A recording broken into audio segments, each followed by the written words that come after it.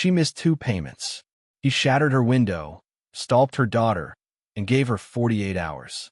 But he didn't count on Stallone. Mist draped the headstones in pale gray when Linda Farrell knelt at her husband's grave, tracing the carved dates with a trembling fingertip. The chill seeped through her thin cardigan, but grief weighed heavier than cold. She closed her eyes against the ache in her chest, recalling the gentle warmth of Robert's smile and the light in his eyes whenever he surprised her with coffee on the porch. Now each breath felt borrowed, each moment an echo of a life they once shared. Take a second to subscribe. It really helps. Thanks. Now back to the story. She stood slowly, pressing a handful of wildflowers into the frost-hardened soil before turning away. On the walk back to her car, her lungs ached for comfort, but the letter hidden in her purse reminded her there was none to find. Back in her small living room, she unfolded the notice from Crestwood Mortgage. 3 missed payments, foreclosure proceedings to begin in 14 days. The words blurred as tears came unbidden. She had saved every penny since Robert's funeral, picked up extra shifts at the diner, skipped groceries in favor of instant noodles. But the mortgage lender's patience had worn thin. Sophie, her 7-year-old daughter, emerged from the kitchen with a chipped mug of cocoa, eyes red from early tears. "Mama, will we have to leave our home?" Linda swallowed hard, wrapping Sophie in a hug so fierce it hurt her own ribs. She forced a smile she didn't feel. "Not if I can help it, sweetheart." Yet her voice cracked under the weight of worry. That night, she sat at the kitchen table under the harsh glow of a single bulb, sorting bills and jotting down phone numbers for friends she no longer dared call. Each ring brought nothing but voicemail. Each promise of help evaporated the moment she confessed how deep her debts ran. When her phone buzzed with an unknown number, she felt her stomach clench. Another creditor? Another threat? She stared at the screen, heartbeat hammering, as dusk settled outside and the prospect of losing her home pressed in from every shadow. She'd barely finished pouring her morning tea when a knock came. 3 heavy raps that rattled the thin front door like a warning. Linda's heart lurched as she hesitated, hands trembling. Through the peephole, she saw a broad-shouldered man in a dark suit, tie loosened, face set in a hard line. No badge, no uniform, just the kind of man whose presence made the air feel colder. She opened the door a crack. "Can I help you?" His eyes flicked past her into the living room, where Sophie's drawings lay scattered on the coffee table. He pushed forward. "Mrs. Farrell?" "Victor Marlowe. I'm here from Crestwood Recovery. You missed 4 payments. Today's your last chance." His voice was low but carried an edge that cut straight through her chest. She tightened her grip on the doorframe. "4 payments? I've only missed 2. I mailed a check last week." Her voice wavered, the lie tasting bitter. He stepped inside without invitation, the leather soles of his shoes scuffing the carpet. "Your check bounced. Insufficient funds. Now listen carefully. You owe $25,000. He laid a crumpled ledger on the coffee table. Handwritten notes, dates circled in red. "You've got 48 hours to pay in full. No extensions." Terror pooled in her stomach. "I don't have that kind of money." She swallowed past the lump in her throat. "I can." He cut her off with a slow shake of his head. "I'm not here for excuses. I'm here for the money. If I don't get it, this house goes back to the bank, and I'll collect anything else of value." His gaze drifted to Sophie's lemonade stand sign, taped to the window. Even her future. Sophie's soft gasp from the hallway shattered Linda's composure.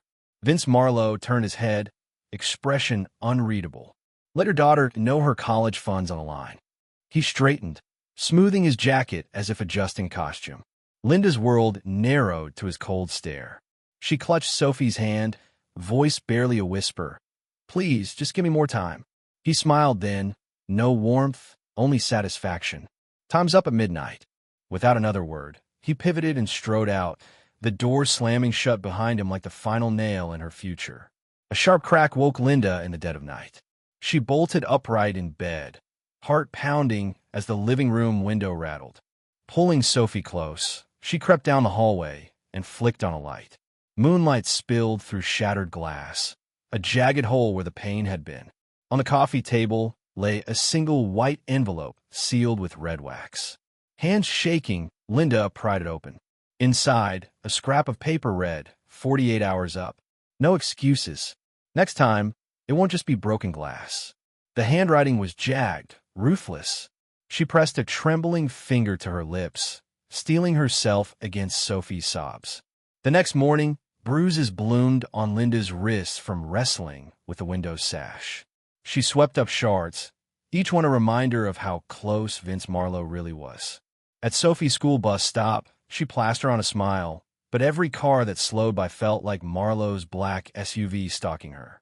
She stared down every dark sedan, every lone silhouette, waiting for the threat to materialize.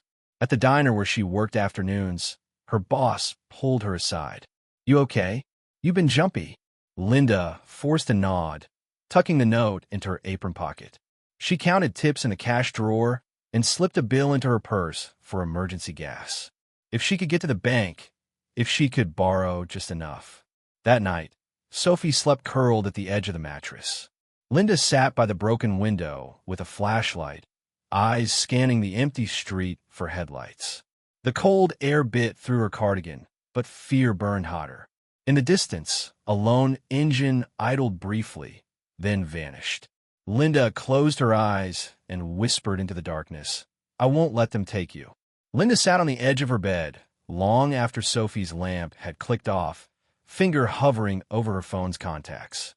The first call went to her brother-in-law, Paul, whose voice on the other end carried genuine regret. He'd lost his own business in the downturn and couldn't spare more than a few $100s, which vanished in bank fees the moment she tried to transfer it. Next was her best friend, Marisol, who swallowed a sob when Linda explained the full tally. "I wish I could help more," she said, "but I'm barely covering my rent." Clutching the receiver, Linda dialed the mortgage office. A polite clerk recited policy. No refunds, no extensions, only the original terms. "Might we renegotiate? I've never been late before." The line clicked.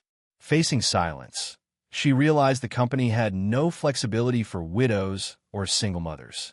She tried the credit union where Robert had opened their joint account, only to learn it had closed months ago for lack of activity.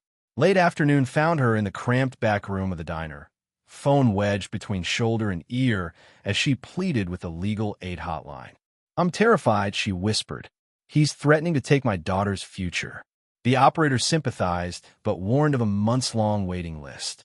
"We'll call you when we can assign an attorney." Anxiety coiled in her gut. Weeks would bleed away before anyone stepped in. When she finally ended the last call, it was midnight. Sophie stirred, sniffing awake in the next room. Hearing her mother's quiet sobs, the little girl slipped out and crawled onto the bed. Linda gathered her into her arms, listening to the ragged rise and fall of her breath. The phone lay face down on the nightstand, its screen dark. In that soft, trembling moment, Linda pressed her lips to Sophie's hair and vowed she would find another way, no matter how alone she felt. Dawn might bring more calls, more doors slammed in her face, but she would never stop until they had a home again. Late that afternoon, Sophie pressed her small ear against the living room door and heard her mother's quiet weeping. When Linda noticed her daughter's wide, fearful eyes, she swallowed hard and knelt so they were face to face. Sophie's lip quivered as she whispered, "Mama, please don't let the big man take our home. I don't want to live anywhere else." Linda's chest tightened. She gathered Sophie into her arms, tucking the girl's slender frame against her own. The child's warmth and trembling trust cut through Linda's panic. "I'm trying, sweetheart," she said, voice catching. "I'm doing everything I can." Sophie pushed back tears and held out her hands, revealing a handful of crumpled coins. "I've been saving for college," she said, her small voice fierce. "Take my money, Mama. I don't need college if we lose our house." Linda's eyes stung at the sacrifice in Sophie's offer, the kind of innocent generosity no child should bear. They sat together on the couch as Sophie explained how she'd skipped treats at school to add coins to her jar, how every night she whispered good dreams into it so the money would grow. Linda stroked her daughter's hair, guilt gnawing at her heart. She thought of Vince Marlowe's threats and realized Sophie had already given everything she could. That night, after tucking Sophie into bed, Linda lingered in the doorway, watching her daughter clutch the piggy bank she'd placed on the nightstand. In the dim glow of the hallway light, Sophie's eyes fluttered shut. Linda closed the door softly, pressing her back against it as she exhaled a vow. She would protect Sophie's future at any cost, even if it meant standing alone against the storm. Dawn light spilled over the frost-kissed lawn, and Linda froze at the sight of a sleek black SUV idling on her driveway. Its engine was off, but the tinted windows and rumbling presence felt like a challenge. Sophie hovered behind her mother, clutching her coat. Vince Marlowe's threat was clear. He owned this space until she paid. Linda stepped forward, heart pounding, and knocked on the driver's side window. It slid down with a hiss to reveal Vince's cold eyes. He leaned out, folding his arms over the steering wheel. "You've got 24 hours, he said, voice low enough that only Linda could hear. "By tomorrow morning, I want that money. If not, I'll take more than just your house." He tapped the SUV's hood, where a letter lay wedged under the windshield wiper. Inside, the leather seats gleamed like a promise of power. Sophie's small gasp cut through the air. Vince's eyes flicked to the girl. "That school fund won't matter when you're on the street." He closed the window and stepped out, boots crunching on gravel. Without a word, he planted one foot on the front bumper and stared down at Linda, waiting for her to plead for mercy.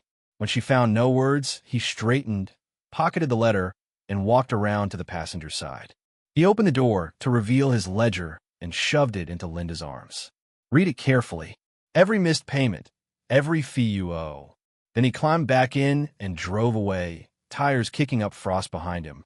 Sophie's lip trembled as she pressed against Linda's side. Clutching the page, Linda realized that the next day would decide their fate, and she had nothing left to lose except her pride and perhaps her daughter's future. Linda pressed the crumpled letter against her chest as she climbed the worn steps of the county courthouse, determination and fear warring in her chest. Inside, the air smelled of polished wood and stale coffee. She approached the help desk and explained her situation to a sympathetic clerk, who slid her a slip of paper with a number for the pro bono legal clinic and whispered that debt collectors had no right to threaten or intimidate a widow and child. Armed with that small spark of hope, Linda made her way to the clinic's cramped office, where an overworked attorney named Marquez agreed to take her case. He pored over her ledger and photos of the broken window, nodding gravely as she described Vince Marlowe's mounting threats. "This is harassment," he said, tapping at his keyboard. "We'll file a restraining order and lodge a complaint with the state attorney general's office. You deserve protection." That afternoon, Linda walked into the police station, clutching a packet of evidence.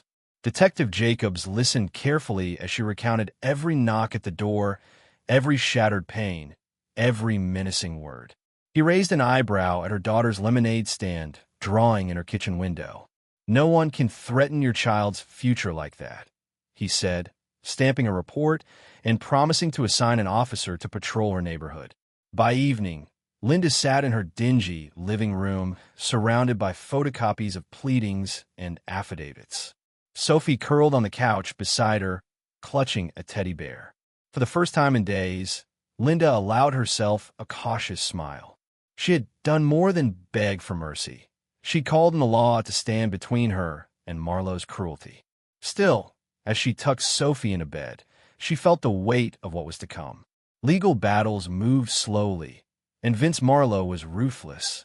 But tomorrow, when the sheriff's deputy drove by her home, and when the phone rang with a summons for a hearing, Linda would be ready to fight. She closed her eyes on a vow. No threat, no suit, no ledger would rob her of safety, not while she had justice on her side. Shadows pooled against the walls long after Sophie's soft breathing told Linda the child was asleep. Outside, the moon slipped behind clouds, and every creak of the old house sounded like someone stepping closer. She sat in the foyer, heart thudding, clasping the phone with Detective Jacobs's number still displayed on the screen. If anything happened, she would call, she told herself, but each distant rustle made her grip tighten. A sudden tap on the front window froze her blood.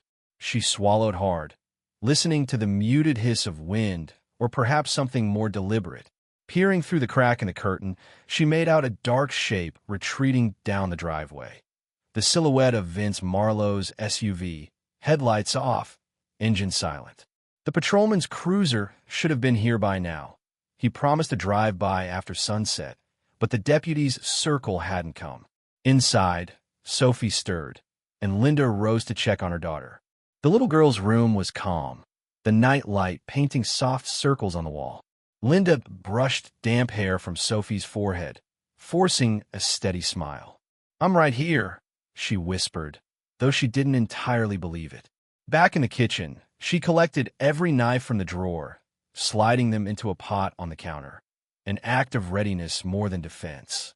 When the power blinked out, plunging the rooms into thick darkness, Linda bolted upright beside Sophie's bed.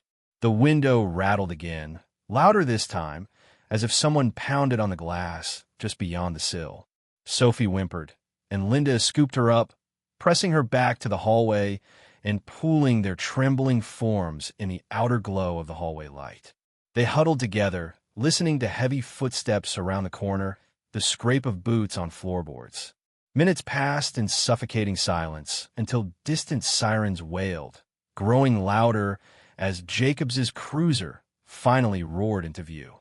Relief washed over Linda in one trembling rush. Justice had arrived, but the night had shown her how thin its shield could be. She held Sophie close and vowed that tomorrow, daylight or not, she would keep fighting until fear itself had no place left to hide. Murmurs spread like wildfire along the quiet cul-de-sac as neighbors slipped from their homes that morning, eyes shadowed with concern. Mrs. Delgado at number 7 shook her head as she passed Linda's sagging curtains, whispering about the smashed window. Across the street, Mr. Patel loaded his recycling bin but paused to offer a sympathetic nod. Even children on their way to the school bus slowed, trading worried glances. When Tony, the bartender at O'Malley's pub, heard the tales over the breakfast crowd, he leaned forward, voice hushed. "Linda Farrell? The widow down Elm? Heard her place got trashed by that Marlowe guy," he told the bartender beside him, thumb tapping the countertop. Others nodded, recalling the hulking black SUV parked on her lawn. Word had reached them all. Creditors didn't just send letters, they sent fear. Tony remembered a story about Stallone stepping in for a family crushed by a ruthless lender, and his face lit with an idea. Meanwhile, Linda walked to the mailbox, clutching a stack of flyers for a neighborhood watch meeting she'd hastily organized. She hadn't slept, but adrenaline lent her a brittle strength. As she pinned the final notice to the community board, Mr. Chun emerged from his garage, pressing a steaming mug into her hand. "Don't lose hope," he said quietly. "We're with you." Back at the pub, Tony rifled through his phone contacts, fingers trembling. He finally tapped out a message to an old friend who'd once worked security for celebrity clients. Could Stallone hear about a desperate widow under siege? Within minutes, his friend replied with a thumbs-up emoji and a promise to look into it. As dusk approached, Linda returned home to find a bouquet of daisies on her doorstep and a note. "We stand with you." Her chest tightened at the small but powerful gesture. Somewhere beyond the horizon, a spark of hope was kindling. The neighborhood had rallied, and somewhere else, a Hollywood hero might be stirring, ready to stand between a grief-stricken mother and the debt collector who thought he owned her life.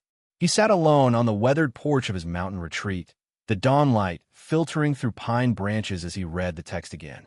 It told of a widow's terror, of a brutal debt collector tearing apart a grieving mother's life and threatening her child's future. Stallone's jaw clenched, not from anger but from resolve. This was exactly the kind of injustice he'd vowed never to ignore. He rose and padded inside, boots thudding against the wooden floorboards. In his private study, racks of memorabilia and faded fight posters reminded him of battles he'd fought long before Hollywood ever noticed. He touched the bronze glove from an early underground match and thought of his own code. Stand with those who cannot defend themselves, act when the powerful prey on the weak, and never let fear silence you. Draping his well-worn leather jacket over a chair, he gathered his keys and stepped into the crisp morning air. The engine of his old truck growled to life, echoing off the mist-shrouded pines. Each mile he drove toward the city felt like a promise, not to perform for cameras or applause, but to be there for someone who needed him. As he neared the town's edge, Stallone glanced at the simple note in his hand. A bouquet of daisies, a handwritten pledge of solidarity. He remembered the look in the child's eyes, the widow's trembling plea, and he knew that strength wasn't about size or fame, it was about heart. Pulling into the quiet neighborhood, he parked outside a small, battered house. The driveway was empty save for tire tracks and frost. He squared his shoulders, braced himself for what came next, and strode toward the door, ready to make good on his code. The morning sun was just climbing over the rooftops when Linda stepped onto her porch, clutching a stack of legal papers. She froze at the sight of a broad figure leaning against the railing. Sylvester Stallone, jeans rolled at the cuff, leather jacket slung over one shoulder, offering a small, respectful nod. Neighbors peeked from behind curtains, mouths agape. Seconds passed before Linda found her voice. "Mr. Stallone." Her tone was equal parts wonder and disbelief. He straightened, offering a gentle smile. "Call me Sly," he said quietly. "Tony reached out, told me what you're facing." She swallowed, stepping aside. "This is my home," she whispered, voice rough. "I don't know what to say." Stallone pushed off the railing and approached, eyes steady. "You don't have to say anything. I'm here to help." Inside, Sophie peeked around the corner, eyes wide at the movie icon in her own living room. Stallone crouched to her level. "Hey there, champ." He produced a small action figure toy from his jacket pocket. She giggled. Linda's breath caught at the unexpected kindness. They sat at the kitchen table. Stallone examined the ledger, frowned at the forged court order. "This guy's playing dirty," he muttered. Linda's gaze followed his every move. "We've got cameras hidden, witness statements, a restraining order in process, but I'm scared they won't act in time." He folded his hands. "Then we move faster." She looked up. "Faster how?" He stood and began pacing, thoughts clicking into place. "Tomorrow, I'll go with you to Marlowe's office. We'll record everything. No intimidation, just truth. If he tries anything, I'll make sure you're safe." Then we hand it over to Detective Jacobs. Linda's heart pounded at the thought of stepping back into Vince Marlowe's territory, this time not alone. Beside her, Sophie clutched her teddy bear, hope bright in her eyes. Stallone gave Linda's hand a firm squeeze. "You're stronger than you know, but no one should have to fight fear by themselves." As he stepped back out into the crisp air, Linda realized that her battle had just gained an extraordinary ally. It was the most unlikely partnership, a grieving widow and a Hollywood legend, but this alliance felt as real and powerful as any promise of justice. Late that afternoon, Stallone stood in the living room amid strewn papers and half-packed bags, mapping out their plan with lean precision. Linda watched as he dialed his old contact at a security firm, arranging for discreet body cams and a few off-duty officers to shadow them. He laid out a small duffel with water bottles, spare batteries, and a simple first aid kit. Nothing flashy, just essentials. Sophie peeked in, curiosity lighting her eyes. Stallone handed her a headset and explained how it would record every word, every motion. Linda felt a rush of relief, seeing her daughter's fear replaced by purpose. When Sophie scampered off to practice whispering into a toy microphone, Linda turned back to Stallone, whose calm intensity filled the room. He crouched beside her, pointing to a floor plan of Marlowe's office building. "We'll enter through the side door," he said, tracing the route. "No grand entrances. Just walk in like you belong, keep the cameras rolling, and document everything. If he gets aggressive, the officers will step in." Linda nodded, adrenaline sharpening her focus. For the first time in days, she felt in control. Stallone's voice softened. "This isn't about fighting fair. It's about fighting smart. You've already built a solid case. Now we just need to capture his own tactics against him." He tapped the printed ledger, then their restraining order. "By tomorrow afternoon, we'll hand this evidence to the DA. He won't have a choice." They practiced the entrance, Stallone guiding Linda on posture, shoulders back, chin level, voice steady. He coached her on asking calmly for Marlowe's attention, On how to hold a camera. Just below, I leveled to avoid seeming confrontational.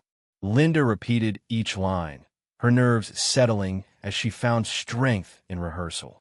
That evening, she tucked Sophie into bed, explaining that tomorrow they'd show Marlowe that fear wouldn't hide them anymore. In the hallway, she met Stallone's steady gaze. There was no bravado in his eyes, only unwavering resolve and belief in her cause. As he shouldered the duffel, Linda realized their alliance had shifted from hope to action. Together, they were no longer prey. They were strategists ready for war. The morning air was thick with tension as Linda stepped out of her house, clipboard clutched tightly in one hand, small camera clipped discreetly to her jacket.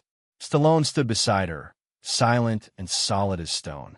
Sophie watched from the window, her small hand pressed against the glass.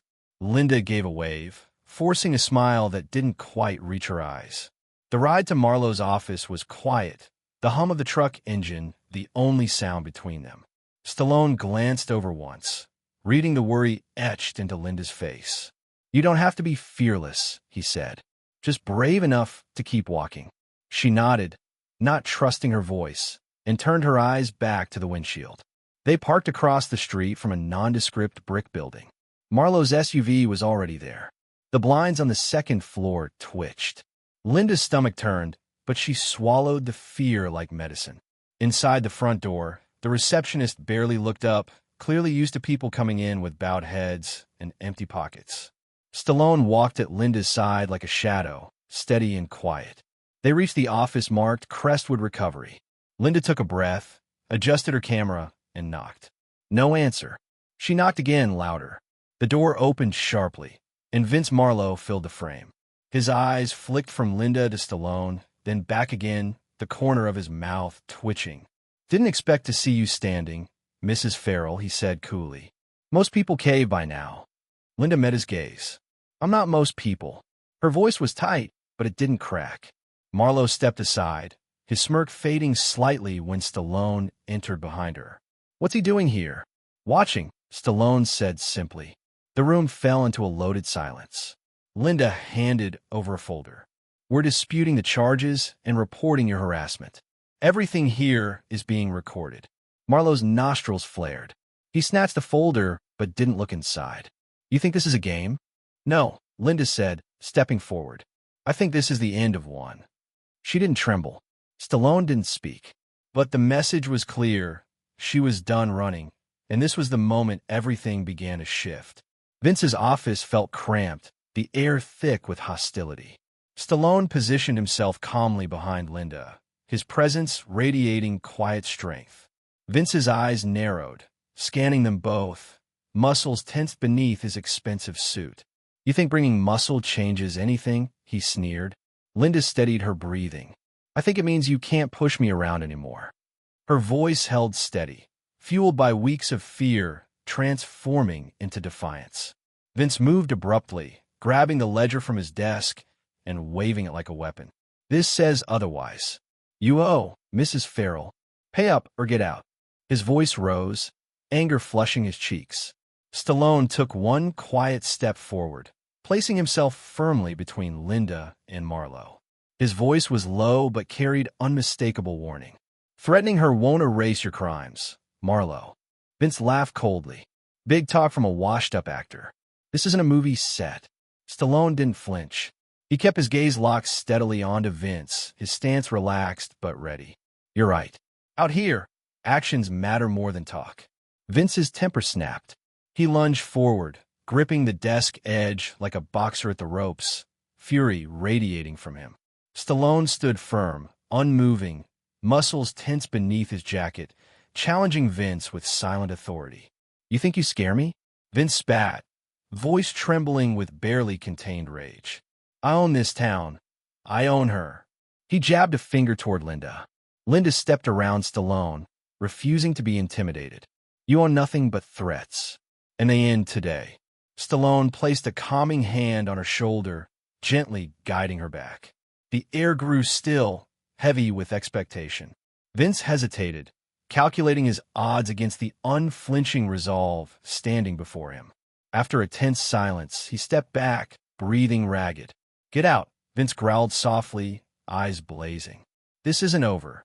Linda turned, head held high, feeling stronger than ever. Stallone followed silently, watchful, until they were safely out of the building.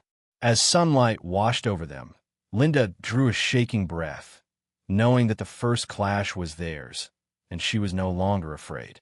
The day after their confrontation, Linda sat at the kitchen table, sifting through papers and receipts as the weight of the next step settled in.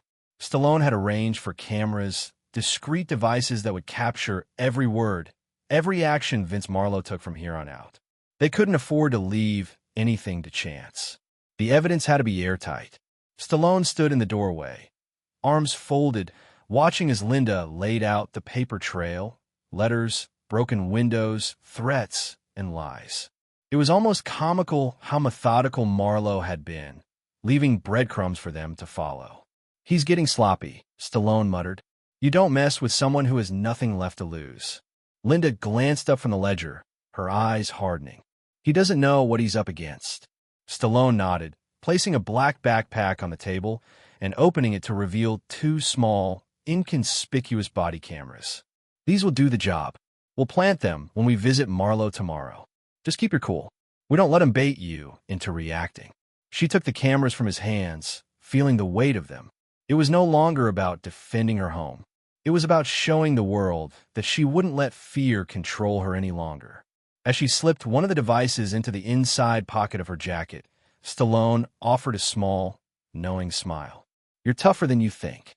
Linda didn't respond at first. The truth of it was slowly sinking in.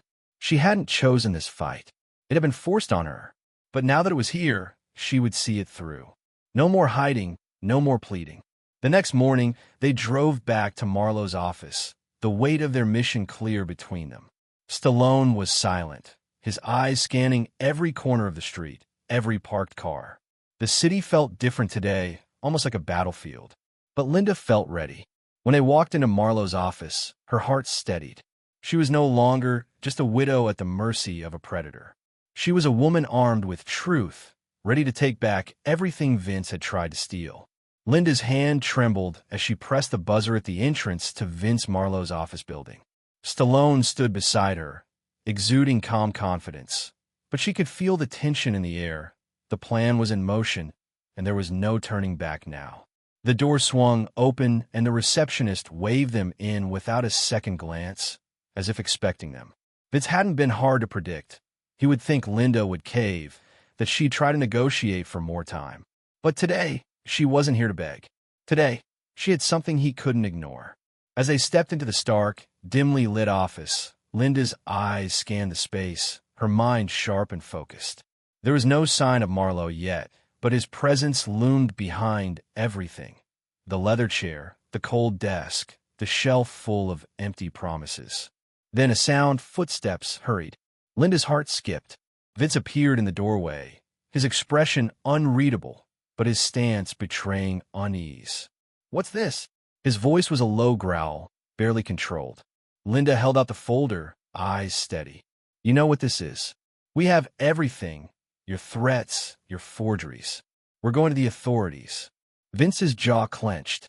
"You think you could just walk in here and—" Suddenly, the door behind him burst open, and a group of men poured into the room, uniforms barely visible beneath the jackets they wore. One of them grabbed Vince's arm, twisting him back against the desk. The other officers fanned out, checking the corners, securing the room. Linda's stomach dropped. Stallone was beside her in an instant, his expression tight with frustration. This wasn't supposed to happen yet, he muttered under his breath. One of the officers moved toward Linda, her hand instinctively reaching for the camera inside her coat, but she felt nothing but confusion. "It's a raid," the officer said, his voice firm, as the situation spiraled out of control. Linda's heart raced as she watched Vince struggle against the officer's grip. The walls seemed to close in on her. This was not how it was supposed to go. Yet there was no turning back now. Justice had arrived, but in a way none of them had expected. Linda sat in the back of the squad car, hands still shaking, her mind racing through the chaos that had unfolded in Vince's office. The raid, the officers storming in when she had least expected it.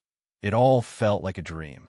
Yet the weight of the papers in her hand, the evidence they had gathered, was real. Stallone sat across from her, his expression unreadable. The quiet hum of the engine filled the space, and for a moment, Linda felt the familiar gnaw of fear in her gut. Was this really enough to bring Vince down? Would he find a way to wriggle free, like he always did? "I didn't think it would go down like this," she said, breaking the silence. Her voice was soft, uncertain. Stallone turned his gaze toward her, a flicker of reassurance in his eyes. "Sometimes, plans don't go the way we expect. But it's not about the plan anymore, Linda. It's about the people who've got your back now." Linda's brow furrowed, confusion clouding her thoughts. "People? I thought the police." "Not just the police." Stallone reached into his jacket, pulling out his phone. He scrolled through a few contacts before setting it down on the seat between them. Words getting around. "People are starting to talk. We've got more support than you realize." Before Linda could respond, her phone buzzed. She glanced at the screen and saw a text from Tony at the pub. "The whole neighborhood's talking. Marlo won't get away with it." Her heart lifted a fraction, but it was the next message that hit harder. "I've already contacted a few people. You're not alone in this fight anymore." She reread the message, the weight of the words settling over her. Stallone was right. It wasn't just about the evidence or the raid. It was about the community that had rallied behind her, about the power of the people who believed in her cause. Linda closed her eyes for a brief moment, taking in a steadying breath. When she opened them again, the fear had begun to subside. The fight wasn't over, but she wasn't alone. And this time, neither was Vince. The day after the raid, Linda stood at the entrance of the courthouse, the cold air biting at her skin, but she barely noticed. Her hand clenched around the folder she had been carrying for weeks, filled with all the evidence they had painstakingly gathered. Stallone was at her side, his presence a quiet anchor as they approached the steps. Inside, the walls of the courthouse felt suffocating, but Linda refused to let fear creep back in. The lawyer from the legal aid clinic had agreed to meet her here. She had come prepared, armed with all the paperwork to file a civil suit against Vince Marlowe and his operation. It was time to take the fight back to the courts. The office was small and cluttered, but the lawyer, Marquez, had a calm demeanor that settled Linda's nerves. He listened intently as she outlined the threats, the broken windows, the hidden cameras, and the forged documents that had finally exposed Vince's fraudulent practices. He flipped through the evidence, nodding occasionally, his sharp eyes scanning every page. "We've got him, Linda," Marquez said, his voice low but filled with certainty. "What you have here, combined with the raid footage and the witness statements, is enough to bring him to the table." Linda felt a wave of relief, but quickly pushed it aside. "What's next?" "We filed a complaint. Marlowe won't be able to ignore it, but we'll need to go public. Make sure the press knows exactly who he is. If he's guilty, we'll make sure it sticks. He won't be able to hide this time." The weight of those words hung in the air, and for the first time in days, Linda felt like she might just be able to breathe again. The fear, the desperation, it all seemed distant now, as if she had crossed an invisible threshold. She stood taller, her heart still pounding, but this time it was for a different reason. This fight wasn't over, but now she had the law on her side, and Vince Marlowe wasn't nearly as untouchable as he'd thought.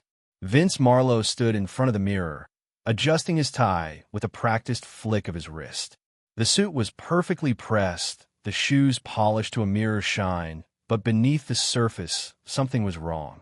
He hadn't expected this fight to escalate so quickly. The evidence Linda had gathered, the legal pushback, the police involvement, it was all moving faster than he'd anticipated.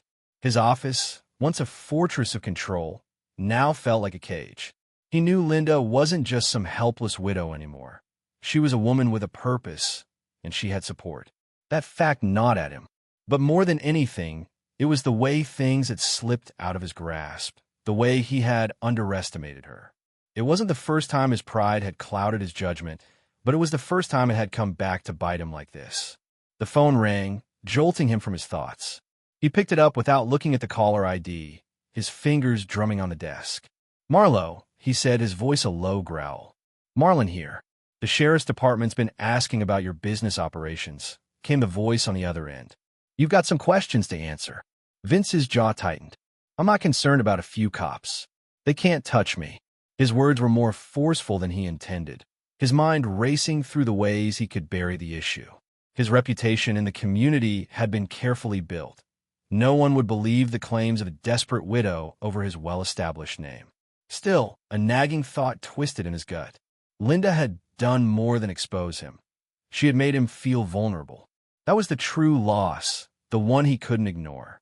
Marlowe wasn't accustomed to losing, but what made it worse was that he couldn't shake the feeling that Linda wasn't going to let him off the hook. Keep an eye on her, he muttered, his voice darkening. We're not done yet. He slammed the phone down, his pride smoldering. He was coming for her, and this time, he wouldn't let her slip away so easily.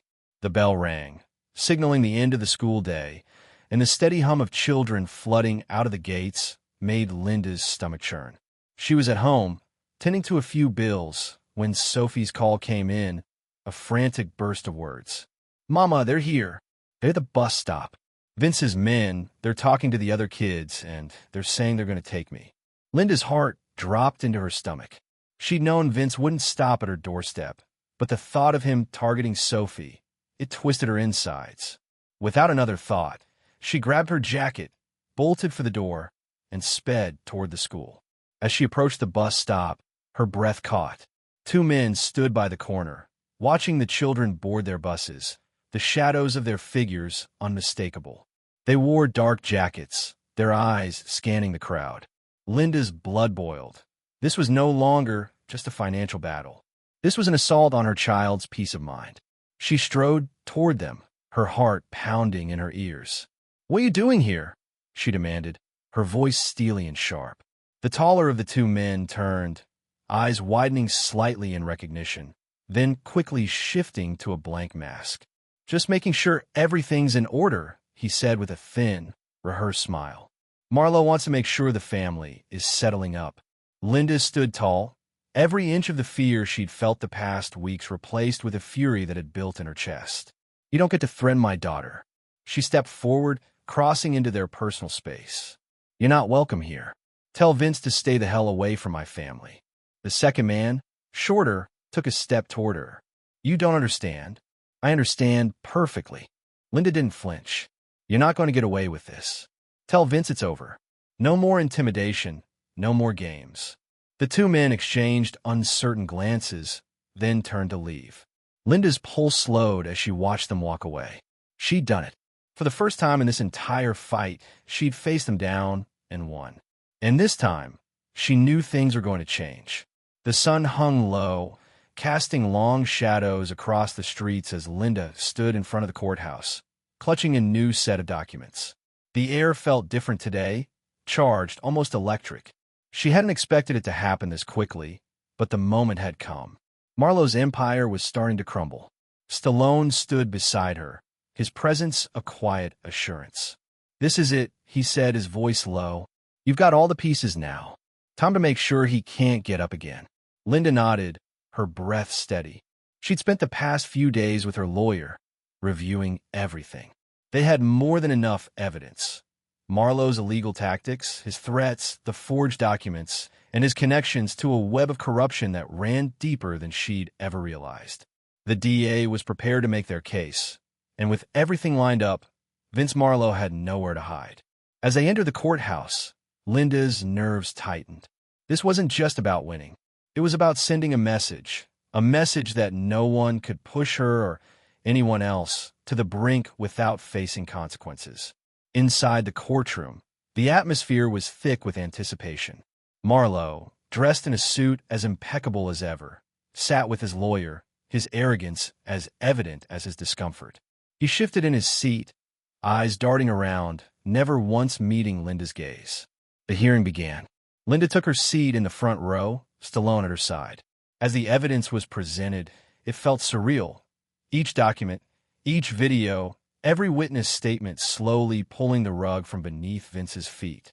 The prosecutor laid out their case with precision, connecting the dots and exposing the full extent of Marlowe's actions.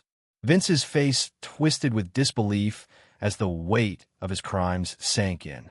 His jaw clenched, his hand tightening around the armrest. His pride, the very thing that had kept him untouchable for so long, was crumbling in front of him. The judge's voice broke through the tension, calm but final. "Mr. Marlowe, you are under arrest for fraudulent business practices, intimidation, and harassment." As the handcuffs clicked into place, Linda felt a strange sense of peace wash over her. The fight wasn't over yet, but Vince Marlowe's reign was finally coming to an end. The courtroom buzzed with energy as Vince Marlowe was led away in handcuffs, but Linda felt the weight of the next phase settle over her. This was only the beginning. With Marlowe's arrest, the wheels of justice were finally in motion, but there were still unanswered questions, far-reaching ones that hinted at a much larger network. Stallone sat beside her, his eyes fixed on the prosecutor, who had begun reading out the charges. Linda's heart beat a little faster. She knew the evidence they'd gathered had already started to unravel Marlowe's front, but the whispers of corruption, of others in high places turning a blind eye, tugged at her. It wasn't just Vince they needed to take down. The prosecutor's voice grew louder as the courtroom fell silent. "In light of Mr. Marlowe's arrest, we are opening an investigation into the wider network involved in his operations. This includes the lawyer, the fake documents, and the conspiracy to intimidate and extort money from innocent citizens." Linda's breath caught. The lawyer, Gregory Clark, the one who had helped Marlowe forge documents and skirt the law, was already on the radar. But it wasn't just him. The trail went higher. She could see it now, the pieces falling into place. An entire web of collusion between local officials, corrupt business practices, and Vince Marlowe's operations. As the prosecutor read aloud the names of other individuals implicated, Linda recognized a few. People from her own community, their connections to Marlowe now exposed. The truth was unraveling in a way she had never imagined. What began as a fight to save her home had now turned into something far larger, a battle for the soul of the town itself. The prosecutor turned to Linda. "Mrs. Farrell, we may need your testimony moving forward to help expose the full extent of this corruption. You've been an invaluable part of this case." Linda stood, her heart pounding. This was her moment, not just for herself, but for everyone who had ever been silenced. She looked at Stallone, who gave a single nod, and knew she wasn't fighting alone anymore. The corruption was being unmasked, and she was ready to see it all torn down. The courthouse doors swung open, and Linda stepped out into the crisp air, her heart racing. The weight of the trial had left her exhausted, but there was a lightness in her chest that hadn't been there before. Justice was no longer an abstract concept. It was real, and it had been served. Stallone walked beside her, his expression unreadable, but Linda knew he was just as relieved as she was. The months of fighting, the countless hours spent preparing, every moment had led to this. Vince Marlowe had been convicted, his empire of threats and lies reduced to rubble. But it wasn't just Marlowe that had been taken down. The network of corruption he had built, from the shady lawyers to the crooked officials, had been exposed in its entirety. The media had already picked up the story, their cameras flashing as they caught snippets of Linda's exit. She tried to ignore the buzzing, the flashing lights, but the pride swelling in her chest made it hard to stay grounded. This wasn't just her victory. It was the victory of everyone who had ever been silenced, manipulated, or bullied into submission. They reached the steps of the courthouse, and Linda paused, her eyes scanning the crowd. A small group of neighbors had gathered, their faces filled with admiration and gratitude. Tony was there, his arms crossed, a proud grin on his face. Mr. Patel, who had been one of the first to offer his support, gave her a thumbs up from across the street. It was a victory for the community, too. They had rallied behind her, and now, with Marlowe facing his sentence, they all stood taller. Linda took a deep breath and looked up at Stallone. "It's over," she whispered, more to herself than to him. He nodded, his gaze softening for the first time. "It is. But don't forget, you did this. You stood up when no one else would." Linda smiled, feeling a sense of peace wash over her. Justice had been served, and for the first time in months, she finally felt safe. The days following the trial were a blur of paperwork, meetings with the bank, and a steady stream of people offering congratulations. Linda could barely keep up with the flood of support. She had come to realize that the fight hadn't just been about taking down Vince Marlowe. It had been about rebuilding everything that had been broken, not just her life, but the whole town's sense of justice. Her house, once a symbol of stress and looming fear, had taken on a different feeling now. The cracked windows had been replaced, the door fixed. The letter from the mortgage company, the one that had threatened to take everything from her, now sat in the drawer, meaningless. The weight of the past few months still lingered, but now it was a distant memory. Sophie had returned to school, and the clouds of worry had started to lift from her little face. The schoolyard that had once been a battleground now felt like a safe place again. Linda watched her daughter sitting with new friends under the oak tree, and for the first time in a long while, the knot in her chest loosened. Linda had also made time to meet with the local community leaders, the ones who had been afraid to speak out against Marlowe's influence. With Vince out of the picture, the town had begun to breathe again. The streets were no longer filled with whispers of fear, but with hope. Linda had become an unlikely leader, and with Stallone's help, they began to discuss ways to ensure the kind of injustice Marlowe had propagated wouldn't happen again. In the evenings, after the work was done, Linda would sit on the porch with Sophie, watching the sunset. The quiet was comforting, and for the first time in a long while, she didn't feel the weight of the world pressing down on her. The ruins of her past had been rebuilt piece by piece, and with every passing day, she felt stronger, more in control of the future she was building. Not just for herself, but for Sophie and for everyone who had stood by her. The first rays of morning light broke over the horizon, casting a soft glow across the town. Linda stood on her porch, wrapped in a blanket, watching as the world slowly came to life. The streets were quiet, the air still, but there was a promise in the breeze, a sense of calm that hadn't been there before. The past few months had been a whirlwind of fear and struggle, but now, with Vince Marlowe behind bars and the threat of losing everything gone, it felt like a new chapter was beginning. Sophie came running up the driveway, her backpack bouncing against her small frame. "Mama, I made a new friend today," she said, her voice full of excitement. Linda smiled, her heart swelling with relief. Sophie had spent too many days worrying, too many nights lying awake beside her mother, afraid of the uncertainty that hung over them. But now the weight was gone. For the first time in a long while, Sophie was free to simply be a child. Linda watched as her daughter raced toward the house, her laughter light and carefree. She knew that this was just the beginning of something better.